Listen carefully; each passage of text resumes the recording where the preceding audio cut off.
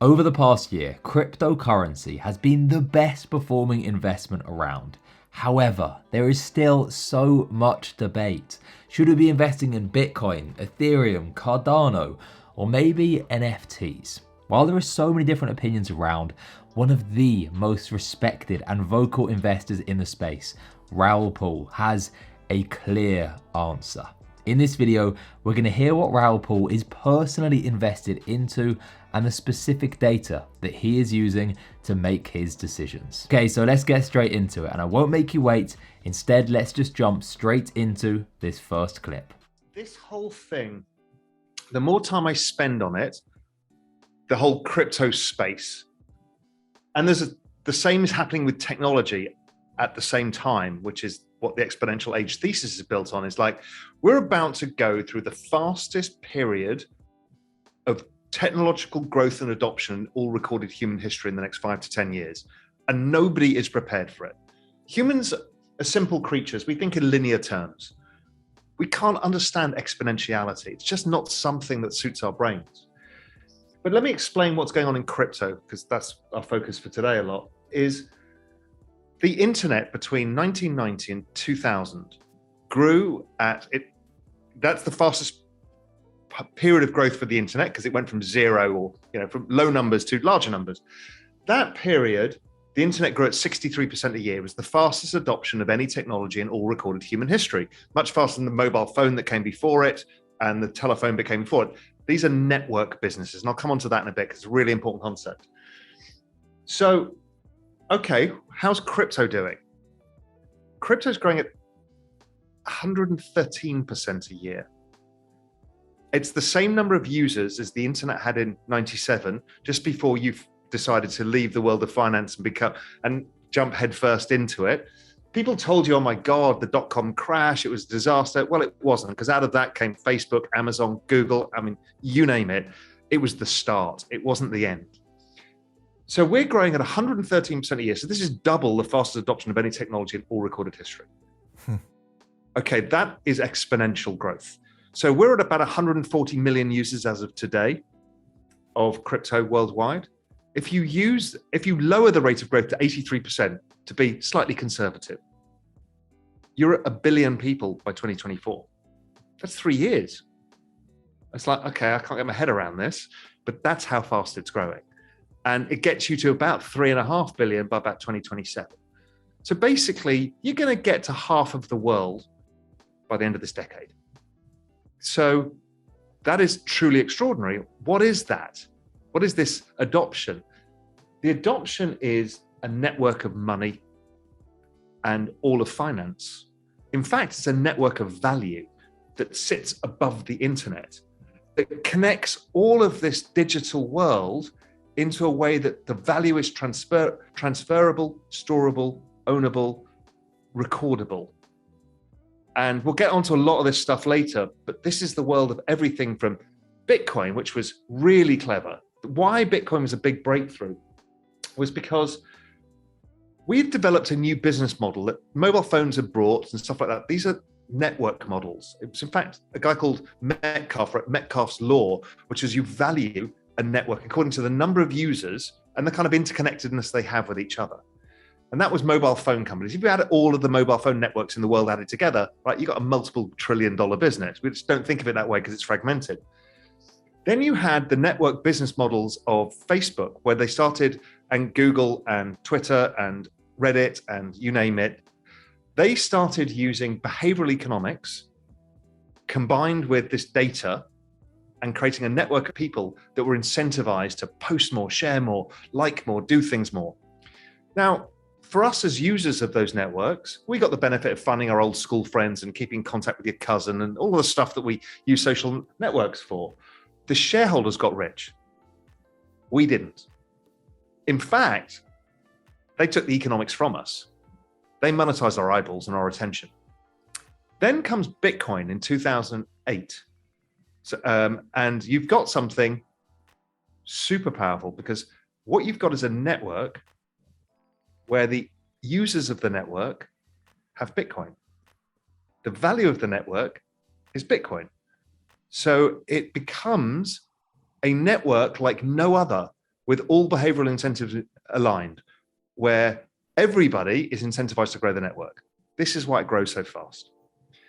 So Bitcoin starts the whole process, and then everybody realizes this business model of tokens, network effects, and all of the technological benefits work for almost everything. And that's the rise of NFTs, that's the rise of DeFi, that's the rise of social tokens, that's the rise of so much that's all going on so fast it's hard to keep up with. So it started, I've been involved in Bitcoin's first 2012, 13, and I get the value proposition. I get what it is. It's perfection as an asset and it's store of value. And yes, it's still too volatile to be a store of value, but it's compensated by the fact it goes up a lot. So, we don't mind. We have to accept the volatility. But then, I was starting to become aware of smart contracts in about 2015, as some friends of mine started talking about it.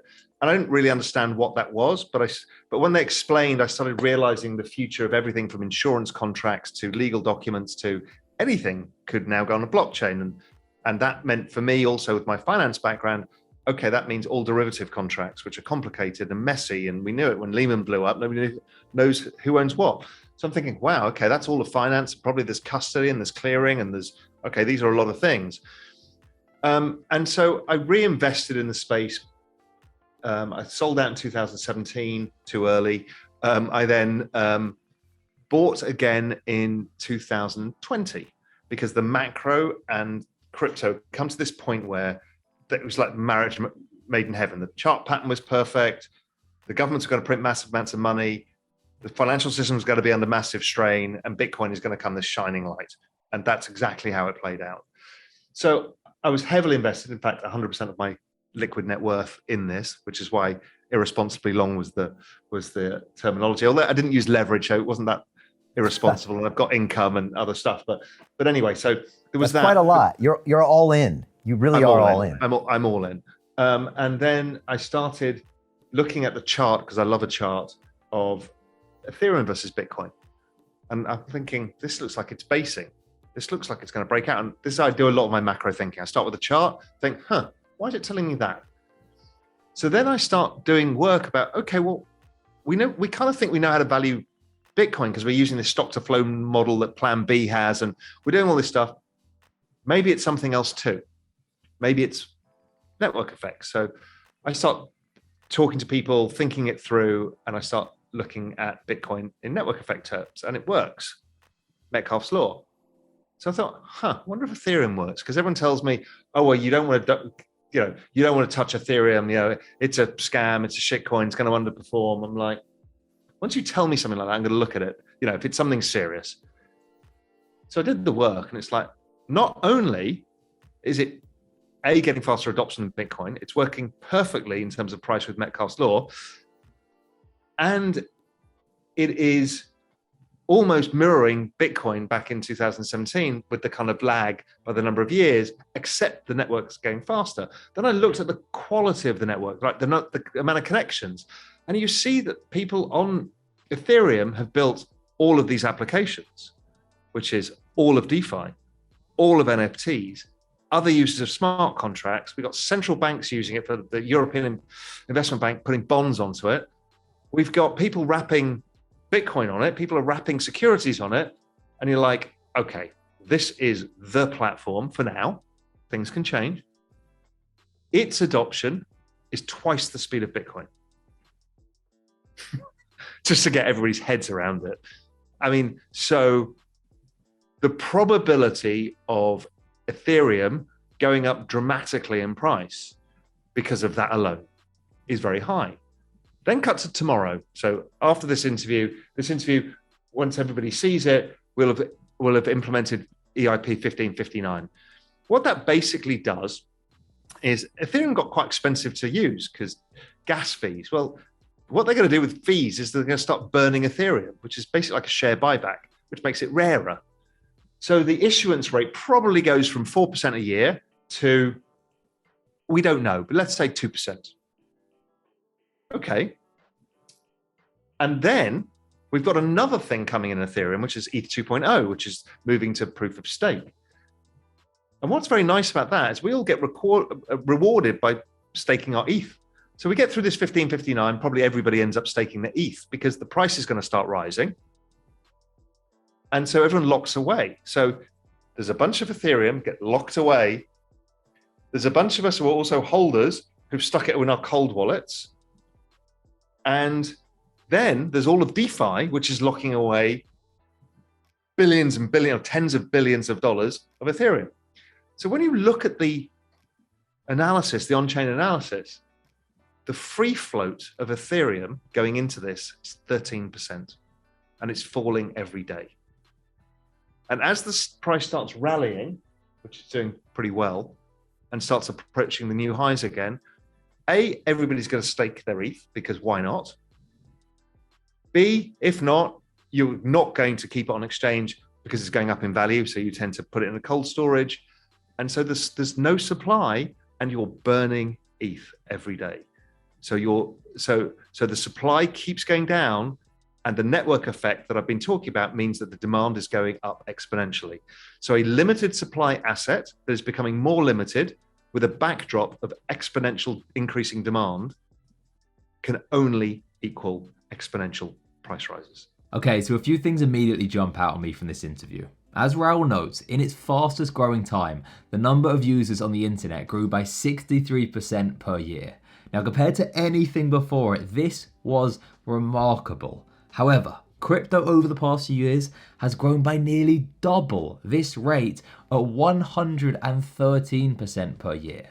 Now, if we were to take the number of users today and extrapolate it out forwards, except we use a lower growth rate of say 83%, not 113, crypto will reach 1 billion users by 2024. That's 1 billion users in just the next 3 years alone. And what's really unique about this rapid growth is where the value created from it is going to flow. When you look at the growth of the internet, us users, we've benefited greatly in our day-to-day lives, but financially, it is the companies who have prospered the most. Facebook, Google, Twitter.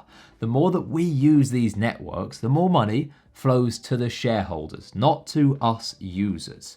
With crypto though, this is completely changed. There are no shareholders. Instead, the value flows directly to the network. In other words, as the network grows, it is the native currencies which climb in value, whether that is Bitcoin or Ether. And because us users, we have to own these currencies to use the network, that means that the value created flows directly back to us users. Now this is huge. It's like being able to own a piece of the internet. Not the companies built on top of the internet, but the internet itself. And when it comes to Ethereum, Raoul Pal is especially bullish. Why?